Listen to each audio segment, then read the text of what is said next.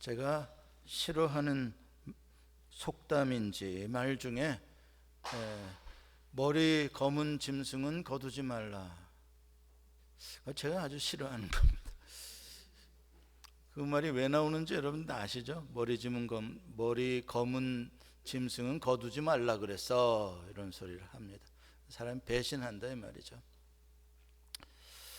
그에 비해서 이웃사촌이라는 말은 참 아름다운 말입니다. 더군다나 우리는 다 고향과 친척과 형제들을 떠나서 낯선 땅에서 살아가는 사람들이니까 이웃이 대신 사촌 노릇을 하고 친밀감을 가져주는 거 얼마나 참 아름다운 소중한 일입니까? 그런데 문제는 거리가 가깝다고 해서 바로 이웃 사촌이 되는 것은 아닌 것 같습니다.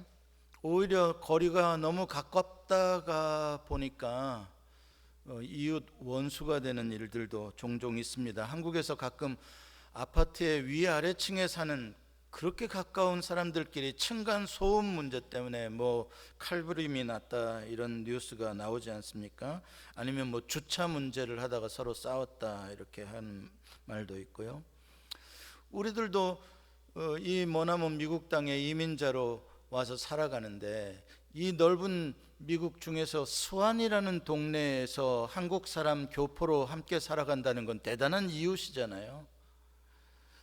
그런데 마트에서 이렇게 봐도 사실 이웃이라는 느낌 별로 안 들고요. 인사도 더 안 하고요. 그렇죠? 좀 어색하게 생각합니다. 수완이 중에서도 한 교회에 같은 멤버가 됐다. 이건 정말 하나님께서 정말 이웃으로 살라고 우리를 묶어준 운명적인 만남처럼 느껴지는데, 한 교인이면서도 이웃 사촌만도 못하고 어느 때 한번 탁 돌아서면 그냥 원수처럼 지내는 일들이 우리 사이에도 있음에 참 씁쓸합니다.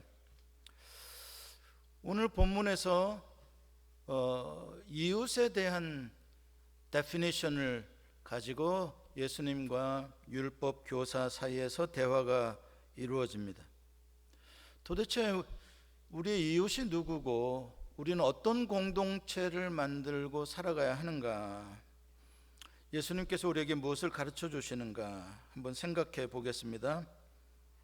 이 스토리는 굿 사마리탄이라는 제목으로, 선한 사마리아 사람이라는 제목으로 어린 아이 때부터 우리가 많이 알려진 그러한 이야기고, 또 무슨 자선 사업을 할 때는 항상 이 굿 사마리탄 퍼스나 이렇게 해가지고 이 자선을 하도록, 어려운 사람들을 돕도록 이 본문을 많이 사용합니다. 그렇기 때문에 제가 자세한 내용은 다 말씀드릴 필요가 없다고 생각하고, 이웃, 누가 이웃인가에 대한 관점으로 오늘 본문을 한번 생각해 보려고 합니다. 어느 날 율법 교사라는 사람이 예수님을 시험하려고, 좋은 의도가 아닙니다, 아주 불량한 예수님을 사람들 앞에서 참 부끄럽게 만들어서 예수님 말을 듣지 못하게 하려는 그러한 불량한 생각으로 예수님에게 질문을 던졌습니다. 선생님, 내가 무엇을 하여야 영생을 얻으리까? 율법 교사라는 것은 특별한 사람들입니다. 서기관이라고도 부르는 사람들이고, 말 그대로 율법에 능통한 최고의 엘리트 지식인들입니다. 종교인이기도 하고요. 이 사람이 예수님에게 시험하려고 질문을 했다는 건 무슨 뜻이겠어요? 자기는 답을 이미 알고 있는데 너도 아냐, 너는 모르지, 이런 의도로 질문을 한 거죠. 그러니까 예수님께서 그 속이 뻔히 들여다 보이니까 예수님께서 묻습니다. 그래, 당신은 율법 교사인데 율법에는 뭐라고 적혀 있더냐? 네가 또 율법을 어떻게 해석하며 읽느냐? 이렇게 묻습니다. 두 가지 질문이죠. 율법에 기록된 문자적인 내용을 네가 아느냐? 또 그것에 대해서 너는 어떻게 해석하느냐? 율법 교사가 대답합니다. 제가 좀 요약해서 말합니다. 하나님을 사랑하고 내 이웃을 사랑하라 라고 되어 있다라고 대답을 합니다. 그러니까 예수님께서 28절에 네 대답이 옳도다, 너 참 율법 교사답게 정말 바른 내용을 알고 있고 바르게 해석하고 있구나. 그렇다면 이제 가서 그렇게 살아라. 이렇게 이야기를 합니다. 이 부분이 이제 조금 챌린지가 되는 부분이죠. 가서 그렇게 살아라 라는 주님의 이 말씀 속에 지금 이 종교적인 엘리트인 서기관이 뜨끔하는 겁니다. 왜냐하면 우리는 성경에 무슨 말씀이 있는지 알고 그것을 해석도 잘 하지만 아는 것과 해석하는 대로 살지는 못하는 그런 우리 자신 안에 그런 모순이 있고 위선이 있기 때문에 네가 아는 대로 네가 해석하는 대로 살아라 그러면 우리 모두는 부족함을 느낄 수밖에 없지요. 그래서 종종 성도들에게 하나님의 말씀대로 사십시오 그러면 마음은 온이로도 육신이 약해서 우리가 원래 행함으로 구원받는 게 아니라 은혜로 구원받는 거 아닙니까? 이런 식으로 합리화를 하려고 하죠. 자, 여기서 이제 대화가 끝났으면 좋겠는데 다 끝난 거지 않습니까? 율법에 그렇게 적혀 있으면 그대로 살아. 그러면 영생 얻어. 예수님이 그렇게 말씀하셨으니까요.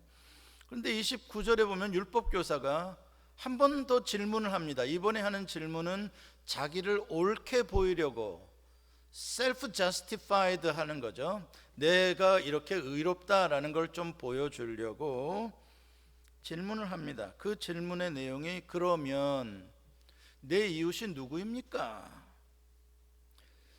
굉장히 중요한 질문입니다.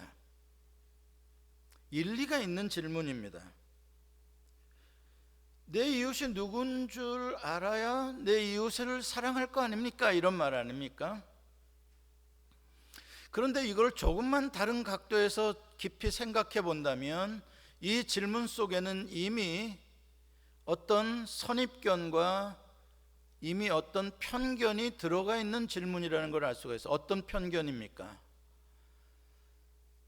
이웃을 내가 정할 수 있다라는 것입니다.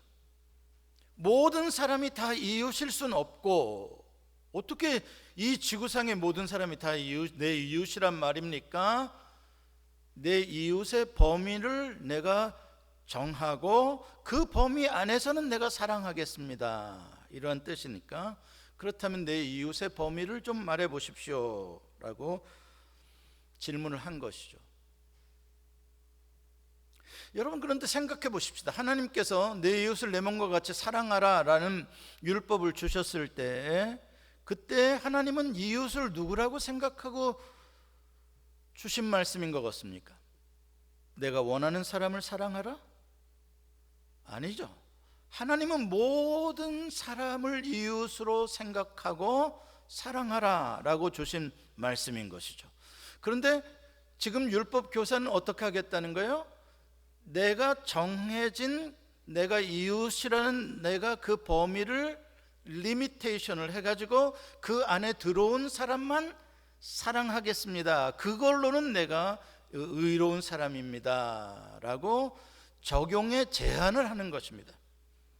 율법에 기록된 내용도 난리지도 있고 그것을 인터프리테이션 해석하는 능력도 좋은데 지금 이 율법 교사에게 큰 문제가 하나 생겼습니다. 그건 바로 적용함에 있어서 내 마음대로 내 주관대로 적용을 하겠다는 것입니다.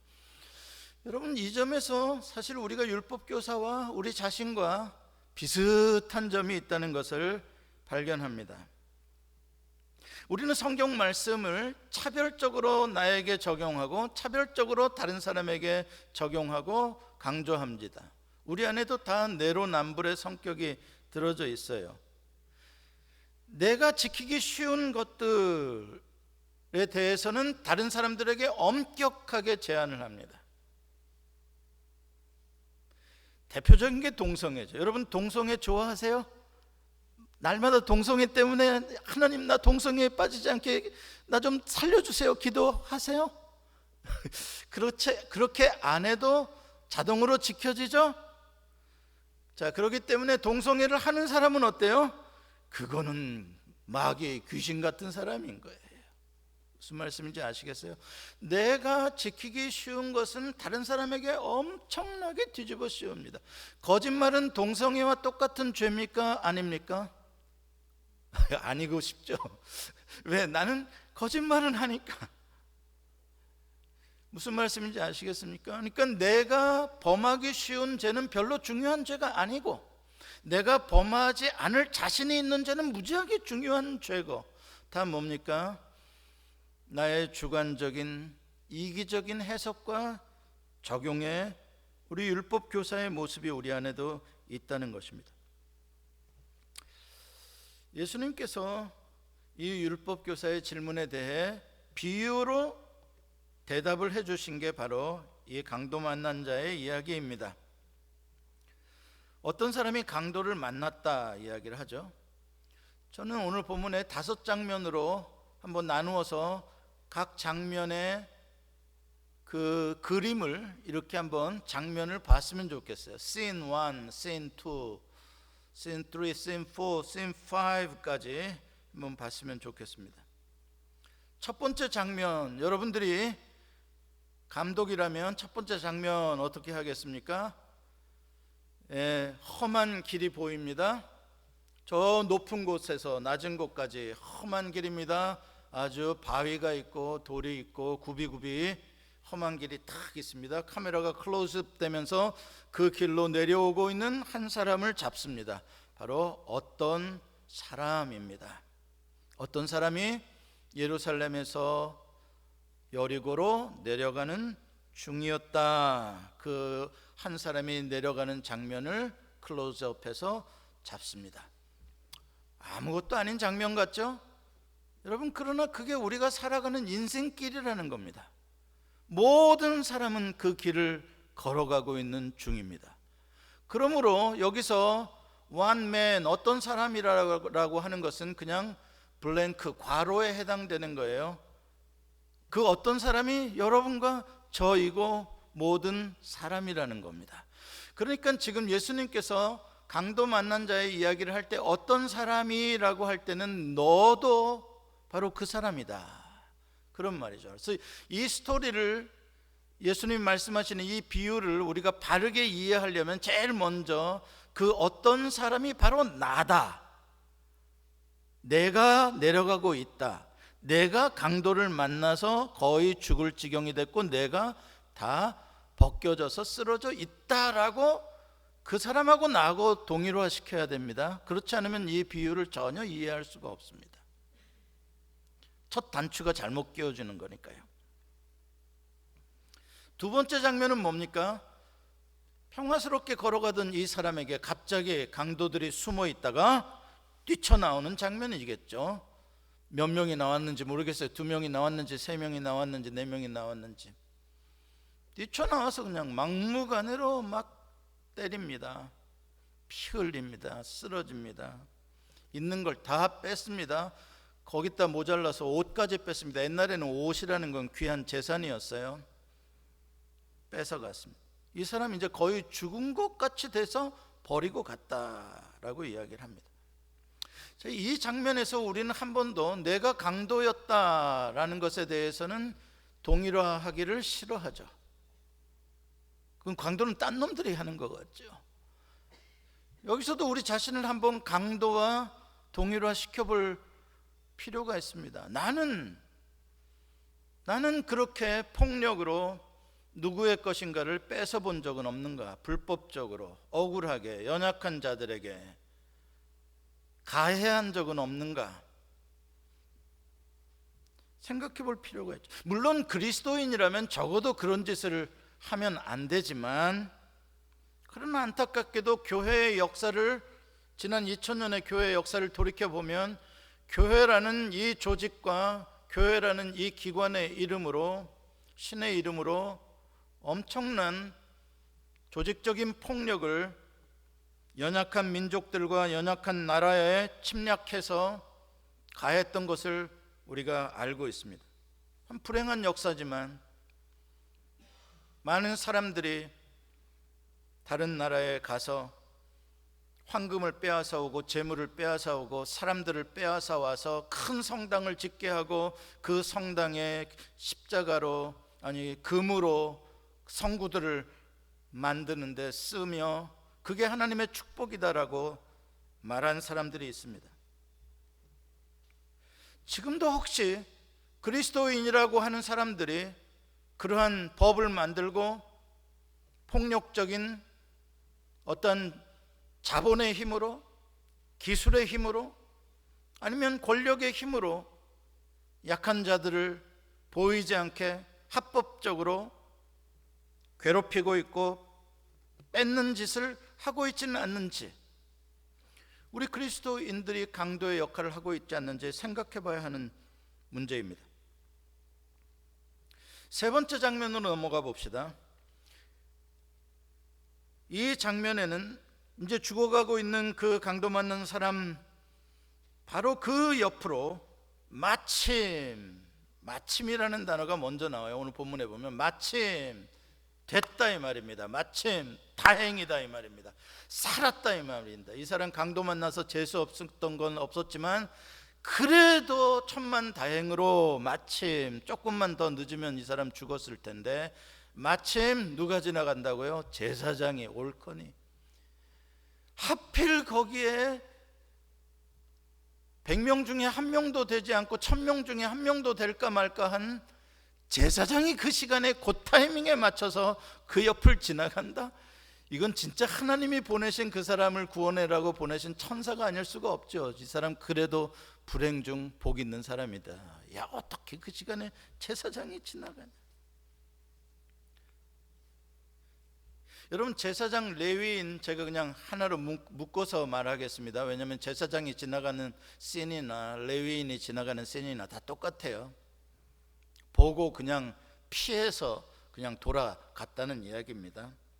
여러분, 제사장이나 레위인은 늘 성전에서 짐승을 제물로 잡아서 번제를 드리고 그 피를 뿌리는 이런 사람들이기 때문에 피를 두려워하지 않을 사람들인 거 아시죠? 뭐 강도 만나서 피 흘린다고 어머 피 이럴 사람들이 아닙니다. 더군다나 제사장은 그 역할이 무슨 역할입니까? 연약한 인간들의 허물을 불쌍히 여기고 그것을 가지고 하나님 앞으로 나아가서 그 허물의 죄를 사함을 받고 고침을 받게 하는 중보자의 역할을 하는 사람이 제사장 아닙니까? 그러니 딱 이 사람을 고쳐줄 정말 하나님의 마음을 가진 사람이 제사장이 딱 나타난 겁니다. 오늘 본문에서 제사장과 레위인은 누구를 상징하는 것이겠습니까? 오늘 하나님을 안다 그러고 율법을 안다 그러고 구원을 받았다고 하는 하나님의 백성들, 그리스도인들을 상징하는 사람들입니다. 그런데 제사장도 그렇고 레위인도 그렇고 보기는 봤는데 피하여 한쪽으로 반대쪽으로 지나갔다. 보고 피하여 지나갔다. 참 안타깝죠. 네 번째 장면 봅시다. 그런데 이번에 파이널리 마지막으로 한 사람이 다가오는데 기대가 되겠죠. 그래도 아직 끝나진 않았구나. 그런데 클로즈업해서 보니까 사마리아인이에요. 글렀다. 이 사람 진짜 재수 없는 사람이구나. 어쩌면 강도 만났지, 제사장과 레위인도 돌아보지 않았지. 그런데 마지막으로 숨 넘어가기 직전에 한 사람 마지막으로 오는 것이 하필 사마리아인이냐? 사마리아인은 어떤 사람인데? 유대인들이 생각하기에는 아주 내놓은 사람들, 아주 악하고 더럽고 선한 것이 하나도 나올 수 없는 이방인 같은 아주 그런 사람이에요. 아주 저 동성애자들 같고 막 저 빨갱이 같고 저 떼놈 같고 그냥 저 쪽발이 같은 그냥 그런 인간들을 그게 나타난 거예요. 그러니까 얼마나 실망스럽겠어요. 절대 그에게서 좋은 행동이 나오지 않을 거다.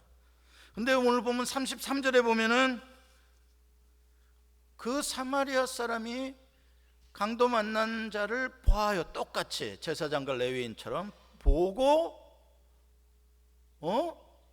불쌍히 여겨. 단어가 달라요. 그 다음 단어가 달라요. 제사장과 레위인은 보고 피하여, 보고 피하여 이렇게 됐는데 사마리아인은 보고 불쌍히 여겨. 정말 반전이죠. 예수님은 이 반전의 스토리텔링에 아주 참 대가십니다.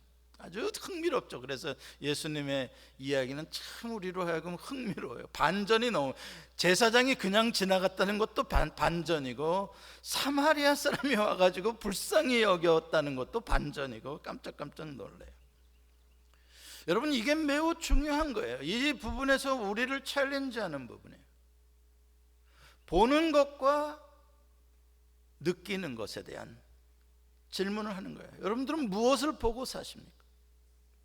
저 높은 곳을 향하여, 더 좋은 집을 바라보고, 저 높은 직위를 바라보고, 더 화려한 삶을 바라보고, 끊임없이 그런 것들을 바라보며 살진 않습니까? 그러면 저 낮은 것들, 저 학고방에 사는 것들, 쪽방에 사는 것들, 보이지 않는 저 빈민촌, 제3세계, 아프리카, 기타 등등 사는 사람들 하나도 안 보입니다. 가끔 뉴스에 한 번씩 그냥 들을 뿐이죠. 보인 적이 없어요. 나는 내 인생 살기도 바쁜데 본 적이 없어요. 설령 보았다고 하더라도, 가끔 뉴스로라도 본다고 하더라도 피하여 지나가요. 아, 이제는 뉴스 나오네.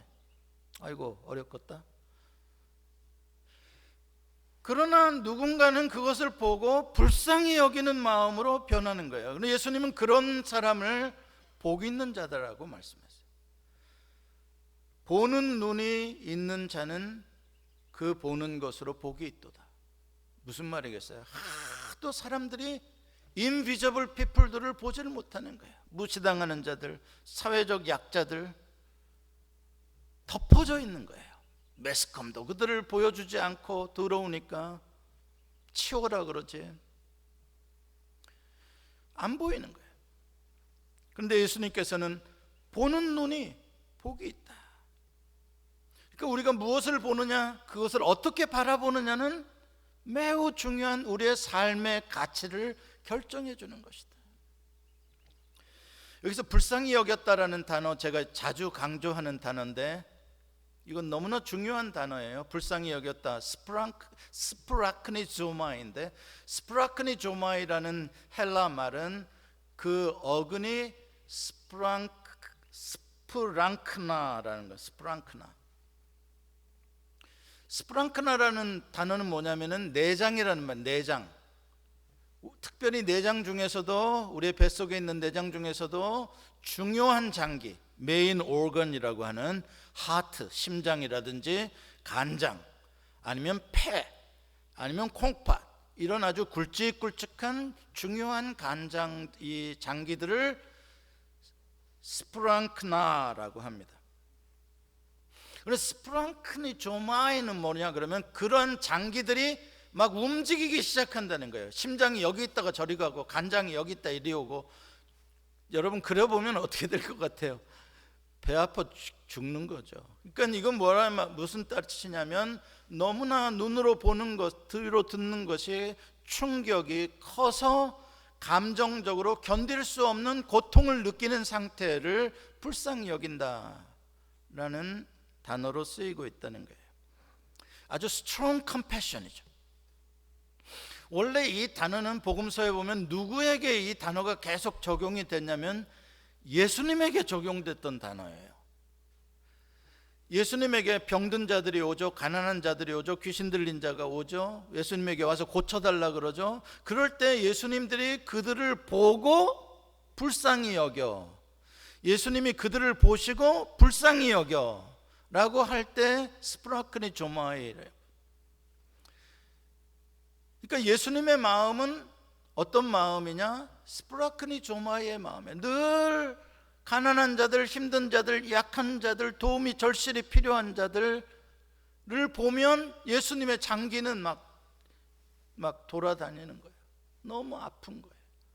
그러니까 여기서부터 어떤 에너지가 나오냐면, 너무 아프니까 가만히 있을 수가 없고 그들의 문제를 풀어주고 해결해주고자 하는 행동 에너지로 나오는 거예요. 그래서 예수님은 그냥 보시고 그냥 불쌍히 여기고 빠이빠이가 아니에요. 예수님은 보시고 불쌍히 여기사 다가가셔서 만져주시고 고쳐주시고 먹여주시고 회복시켜주시는 일을 예수님이 하시는 거예요. 예수님은 우리를 보시고 불쌍히 여기사 우리를 위하여 자기의 몸을 내어주시며 피를 흘리사 우리를 살려주시는 분이라고요. 그러니까 이 불쌍히 여겨라는 이 말은 단순한 감정이 아니라 온 지정의의 인격과 우리의 손과 발을 다 움직이는 그런 토탈 에너지예요. 파워예요. 자, 그래서 오늘 이 사마리아인도 그 에너지가 보고 막 너무 불쌍해가지고 가만히 있을 수가 없는 거예요. 여행하던 사마리아인이에요. 자기 나름대로도 지금 가야 할 길이 있고요, 몇 시까지는 어디를 도착해서 거기서 어떤 숙소에서 머물고 며칠까지는 가야 되는 자기도 다 스케줄이 있는 사람이라고요.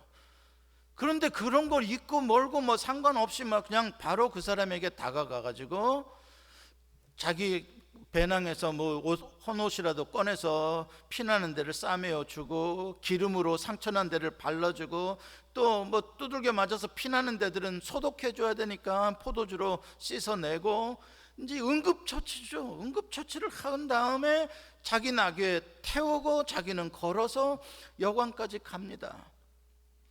가서 밤새도록 그 사람을 돌보아주고 다음날 자기 스케줄 때문에 떠나야 하는데 떠나기 전에 여관 주인에게 또 부탁합니다. 이 사람을 좀 돌봐주시오. 내가 2데나리온 드릴게. 2데나리온은 좋은 여관이라면 2주치 숙박비고 별로 허름한 여관이라면 2달치 숙박비랍니다. 그 옛날 돈가치로 주면서 그러면서 대주고, 누구 아는 모르는 사람이에요. 지금 그 사람을 위해서예요. 여기서 이 동작을 표현한 단어들을 보십시오. 이 동사들이 여러 개 나오잖아요. 가까이 가서 싸매어주고 부어주고 태워주고 데리고 가서 계속 이어지고 있잖아요. 처음부터 끝까지 내가 다음에 와서 모자란 것은 내가 갚아주리이다. 애프터 서비스까지 완전히. 자, 이제 마지막 5장면으로 넘어가 보겠습니다. 마지막 5번째 장면은 스토리가 다 끝나고 그 율법사와 예수님이 다시 대화를 하는 장면입니다. 여러분, 율법사의 표정이 어땠을 것 같아요? 여기까지 듣고 많이 놀랬겠죠. 황당했겠죠. 아니 어떻게 사마리아에서, 제사장도 그냥 지나갔는데 아주 당황했을 겁니다. 그런 율법교사에게 예수님이 묻습니다. 네 생각에는 이 세 사람 중에 누가 강도 만난 자의 이웃이 되겠느냐? 여러분, 이 질문을 얼핏 들으면 앞에 나의 이웃이 누구입니까? 라고 물었던 그 질문과 비슷한 말처럼 들리지만 정반대의 의미를 가지고 있다는 것을 우리가 알아야 합니다. 사마리아 사람이 등장하는 이 이야기 이전에 이 율법 교사는 My neighbor, 나의 이웃은 누가 정할 수 있다? 내가 정할 수 있다. 내가 주체가 돼서 너는 나의 이웃의 범위에 넣고 너는 나의 이웃의 범위 밖에 있는 사람이다 라고 내가 정할 수 있다. 그리고 그것을 합법적으로 하나님이 정하라고 하셨다, 이렇게 생각을 한 거예요. 그런데 예수님께서는 이 셋 중에 누가 강도 만난 자의 이웃이 되겠느냐? 주체가 다 바뀌어요. 내가 아니라 누가? 강도 만난 자의 이웃이에요. 무슨 뜻이겠어요? 네 이웃의 범위를 네가 정하지 말고 다른 사람이 너를 그들의 이웃이라고 생각하느냐? 특히 지금 도움이 절실히 필요로 하는 이 세상의 약자들이 너를 이웃이라고 인정해 주고 있냐? 그런 사람이 되어라, 이 말이죠. 자, 그 말을 듣고 율법교사가 얼마나 충격을 받았고 또 어떤 반응을 보일지 38절이 더 있었으면 좋겠습니다만 37절로 그냥 끝나버리고 예수님께서 가서 너도 이같이 하라 그러고 마칩니다. 이것도 오픈 퀘스천이죠. 우리 모두에게, 이 스토리를 듣는 모든 사람에게 열린 질문입니다. 너 이 스토리 들었지? 너 어떡할래? 그렇게 살아라. 여러분, 우리는 이 사마리아인의 이야기, 강도 만난 자의 이야기를 어렸을 적부터 지금까지 수십 년을 듣고 살았습니다. 과연 이것이 여러분들의 인생에 어떤 변화를 주었으며, 이 말씀 때문에 여러분들은 누구를 이웃으로 생각하고 살아가고 있고, 어떤 사람들로부터 이웃이라고 인정받고 살아가는데 관심을 가지고 계십니까? 안 보이던 사람들이 보이기 시작했습니까? 보고 나서도 피해가던 사람들에게 컴패션 때문에 그냥 갈 수가 없는 일들이 여러분들에게 일어났습니까? 아니면 그냥 그런 거랑 상관없고 이거는 그냥 스토리다. 율법교사와 유대인들은 그들 나름대로 정한 이웃이 있습니다. 누구냐? 유대인입니다. 이방인도 아니요, 사마리아인은 더더욱 아니고요. 유대인들 중에서도 건강하고 그냥 좋은 사람이어야 합니다. 죄인들, 세리들, 창녀들, 그런 사람들은 이웃이 아닙니다. 심지어는 오늘 강도 만난 자가 세리도 아니고 뭐 창녀도 아니고 뭐 악인도 아니, 뭐 긴지 아닌지 모르지만 지금 절실히 필요로 하고 있는 동족에게조차 종교인들이, 종교 지도자들이 외면하고 지나가 버렸습니다. 이것에 대해서 오늘 그리스도인들은 비슷하지 않는가라고 한번 생각해 봐야 되죠. 우리들도 우리 나름대로 지금 우리의 이웃을 정해놓고 있지 않습니까? 이슬람 사람들 이웃이라고 생각합니까? 우리 그리스도인들에게는 이웃이 아니라 애니미 같이 느껴지지 않습니까? 참 어려운 질문입니다. 이거 어려운 거예요. 나와 생각이 다른, 이념이 다른 사람들 이웃이라고 생각합니까? 광화문에 태극기를 들고 있는 사람들이 서초동에 촛불을 켜고 있는 사람들을 이웃이라고 생각하겠습니까? 아니면 이쪽 사람들이 저쪽 사람을 이웃이라고 생각하겠습니까? 그 안에도 수많은 그리스도인들이 있을 텐데요. 그러니까 우리는 자꾸 내가 생각하는 수준 안에서 이러한 범위 속에서의 사람만 이웃이다 라고 생각하고 살아야 내 마음이 편하지, 저 사람도 이웃이다 라고 생각하면 오지랖이 너무 넓은 거고요. 아주 불편합니다. 사는 게 힘들어요. 그런데 왜 우리는 이렇게 자꾸 내 이웃의 범위를 내가 정하고 싶은 것일까요? 교만해서 그런 거죠. 내가 주인이니까 그런 거죠. 내가 주인이니까요. 아까 제가 첫 번째 장면에 등장한 어떤 사람, 강도 만난 사람입니다. 그 사람을 우리와 동일화하지 않으면 이 비유는 아무 소용없다, 깨닫지 못한다라고 말씀드렸습니다. 그게 안 되기 때문에 그런 겁니다. 한번 생각해 보십시다. 강도 만나서 쓰러져 있는 사람은 지금 자기가 쓰러진 상태에서 이웃을 정할 수 있습니까? 못 정합니까? 이웃이 정할 수가 어떻게 있습니까? 쓰러져서 지금 죽어 숨이 껄떡껄떡 넘어가는 마당에 지금 누가 와서 자기를 도와주면 다 이웃이지, 뭐 너는 공산당이니까 안 돼, 너는 뭐 내가 싫어하는 사마리아이니까 너 나 못 도와줘, 뭐 이렇게 지금 할 형편이 아니지 않습니까? 누구든지 도와주면 다 이웃이죠. 거기에 나 자신을 집어넣어 봤냐는 것입니다. 우리는 한 번도 거기에 나를 집어넣지 않고 언제나 내가 주인이 돼서, 내가 멀쩡한 사람이 돼서 생각하다 보니까 자꾸 내 이웃을 내가 정하려고 하는 교만에 빠지게 되는 것이죠.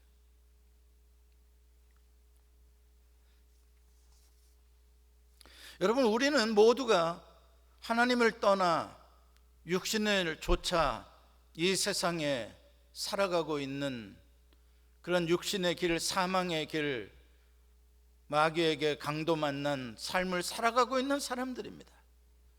강도 만난 자가 아닌 사람이 이 세상에 누가 있습니까? 다 죽어갈 사람들이죠.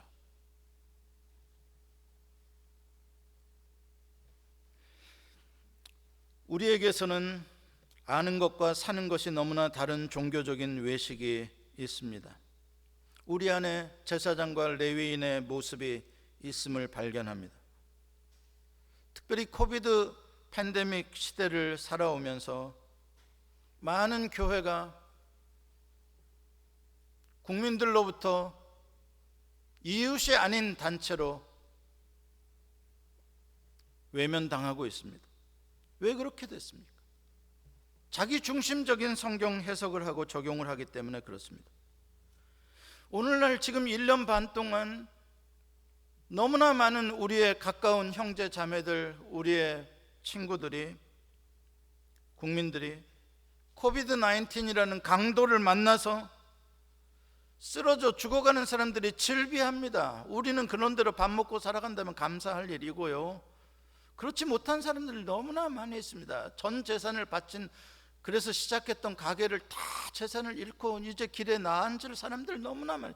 그들이 하루하루 바라는 건 빨리 이 전염병이 그쳐서 정상적으로 장사를 할 수 있게 되는 것입니다. 그것처럼 절박한 게 어디 있습니까? 한 가족이 죽고 사는 문제가 달린 건데요. 강도 만났습니다.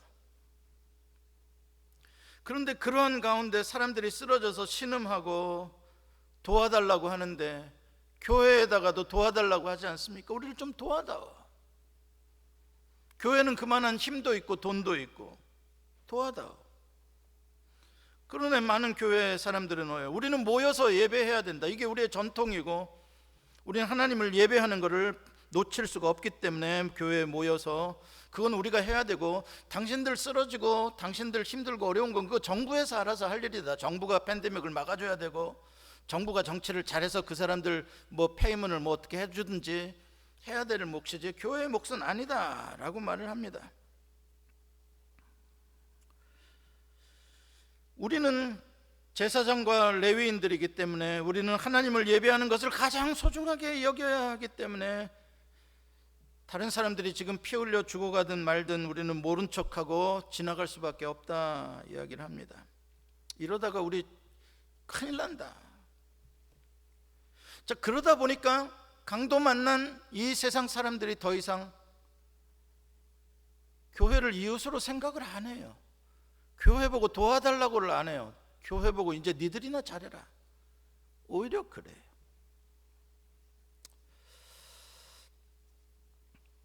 그러나 예수님께서는 하나님께서 원하시는, 하나님을 목숨을 다하여 뜻을 다하여 정말 마음을 다하여 하나님을 사랑하는 게 뭐를 하는 거다? 내 이웃을 내 몸처럼 사랑하는 게 하나님을 사랑하는 거다. 그게 예배다. 그게 참 사랑이다. 다행히도 그런 교회들은 일부분이었고, 대부분 80-90%의 교회들은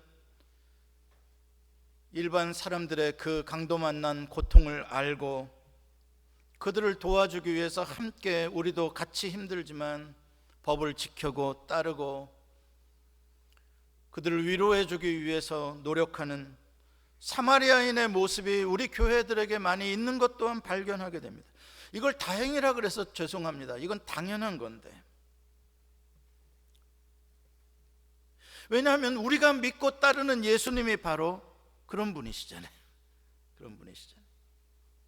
사마리아인 사람보다 더 우리에게 찾아오셔서 우리를 위하여 피 흘려 주시고 희생해 주시고 자기의 모든 것을 내어 다 주시며 우리를 살려 주셨잖아요. 강도 만났던 나를.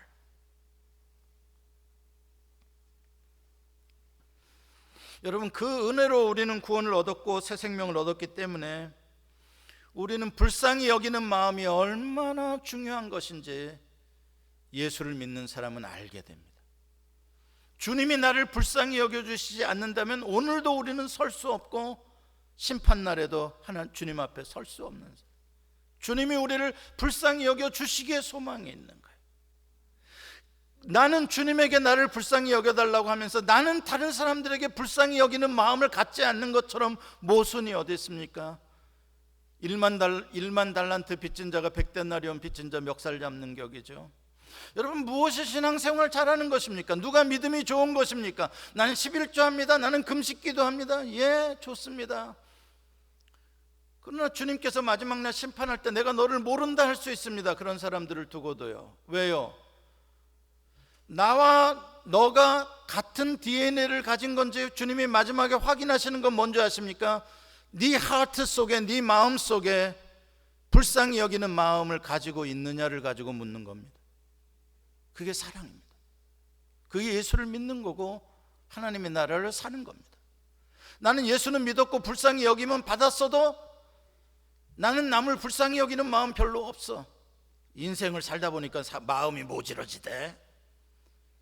눈물도 안 나오고 이제 웬만한 걸 봐도 뭐 끄떡도 안 하고 나 먹기 살기도 바쁘고 더 거칠어지고 더 사나워지고. 여러분, 그거는 예수 믿는 거 아니고 예수님 모르는 겁니다. 세상이 아무리 힘들었어도 내가 강도 만난 자였음, 내가 옛날에 그랬었음에 대한 경험을 가진 사람은 마음이 더 불쌍히 여기는 마음이 점점 커져가야 되는 겁니다. 그게 성화되었다는 겁니다. 예수를 잘 믿는다는 겁니다. 여러분, 이제 우리가 너무 머리 굴려가며 저거는 나쁜 거야, 저거는 뭔가 꼬여 있는 거야 막 생각할 거 없습니다. 그냥 불쌍한 자를 보면 불쌍히 여겨지는 거, 그냥. 이거 참 아름다운 겁니다. 이거 참 행복한 겁니다. 이거 참 아름다운 겁니다. 그게 하나님의 나라입니다. 사순절 기간 동안 우리는 예수님의 마음, 예수님이 이 땅에 오셔서 가르치는 나라를 생각해 가고 있습니다. 그 나라는 어떤 나라라고요? 불쌍히 여겨주는 마음을 가진 사람들. 내가 먼저 하나님을 사랑한 것이 아니요 하나님이 나를 먼저 사랑하였기에 그 사랑으로 내가 이웃을 사랑하고 그 사랑으로 하나님을 사랑하고, 내가 남을 먼저 불쌍히 여겨주는 게 아니요 주님이 나를 먼저 불쌍히 여겨주시기에 그 마음으로 나도 누군가를 불쌍히 여겨주는 것.